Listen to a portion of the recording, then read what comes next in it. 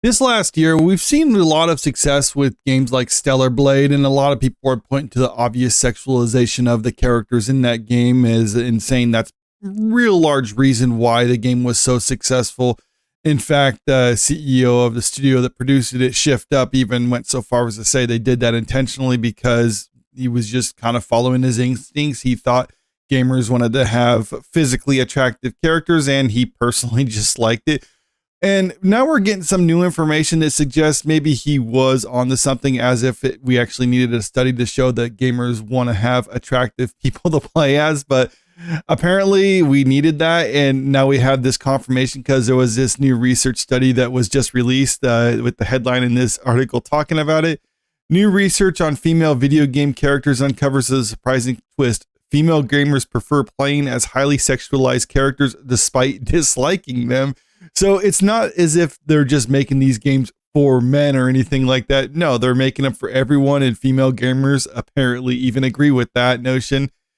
Can a strong female character who is also highly sexualized inspire positive perception from players?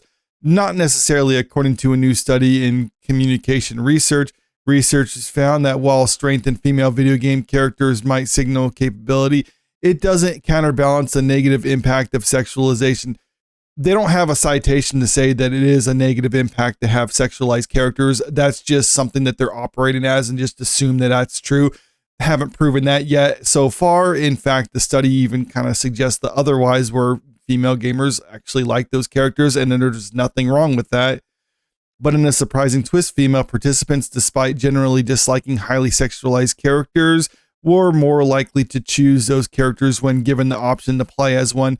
And I think a lot of this just has to deal with the fact that female gamers think that they're supposed to dislike those characters, so they might say that overtly. But when you pretty much get down to it, when they have a choice between choosing an ugly character versus choosing one that's more physically appealing, they always chose the physical appealing one, which means they don't actually have anything against it. They just say publicly that they do because, that's what you're supposed to say. The portrayal of female characters in video games has long been a topic of debate. Critics argue that many games excessively emphasize sexual appeal in female characters, potentially reinforcing objectifying views that prioritize appearance over other qualities. So they conducted these studies to try to separate whether the appearance or the other characteristics of the character is what draws people to them. The research conducted 2 controlled experiments to investigate how different design elements influence perception of female video game characters. Each experiment used unique character designs created in the fighting game Soul Calibur 6, providing participants with a range of female characters that varied systemically in their sexualization and strength cues. This study is obviously very limiting. They said they had 239 undergrad participants in ages ranging from 18 to 51. So that's not a huge group, but this is just what the results that they found within this particular group right here. But still, I think it does kind of stand to reason that you could extrapolate this to the rest of the population of people who play video games, or at least I think it would be reasonable to do this because a lot of the stuff that they found here is pretty much, at least I think, common assumption about video games. They just kind of confirmed it with this study. So they had those participants. The research created 4 distinct types of female characters using the Soul Calibur 6. Each character was customized to represent one of 4 combination of sexualization and strength: highly sexualized with high strength, high sexualization with low strength, low sexualization with high strength, and low sexualization with low strength. To achieve these variations, the team manipulated the characters' visual traits. Characters designed with high sexualization had features associated with previous research on sexualized portrayals: larger breasts, lower waist to hip ratios, and revealing clothing. Characters with low sexualization cues, on the other hand, displayed more modest proportions and less revealing attire. Strength cues were also manipulated, where high strength characters were larger, more muscular, and carried bigger weapons. In contrast, low strength characters had smaller physiques and less imposing weaponry.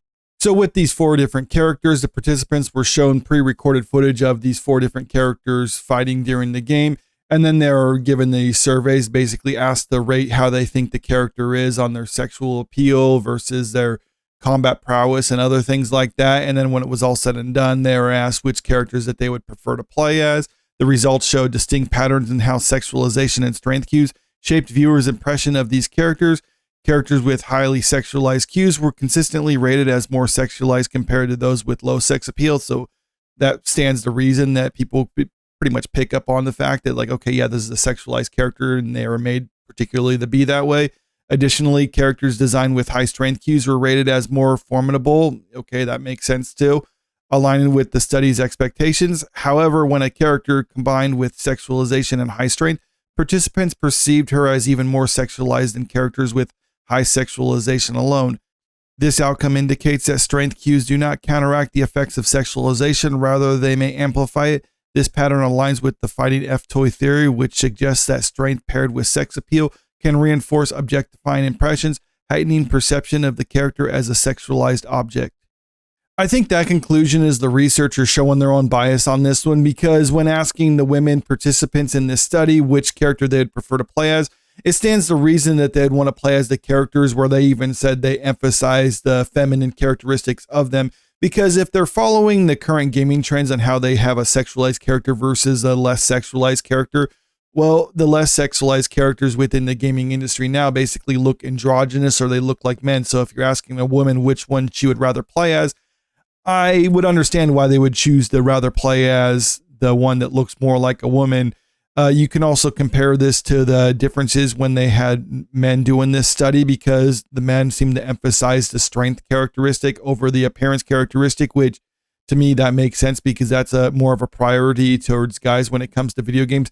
But interestingly enough, they also did a similar study, but it was a little bit different. It had 438 undergraduate students participating in this other study.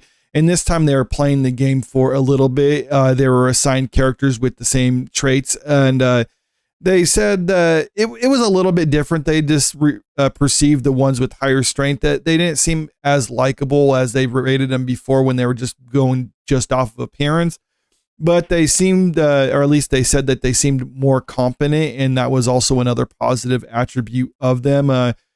The gender breakdown showed a similar thing where men seem to emphasize the physical characteristics, not like the appearance, but just the strength characteristics, versus women, they seem to gravitate around the appearance aspect of it.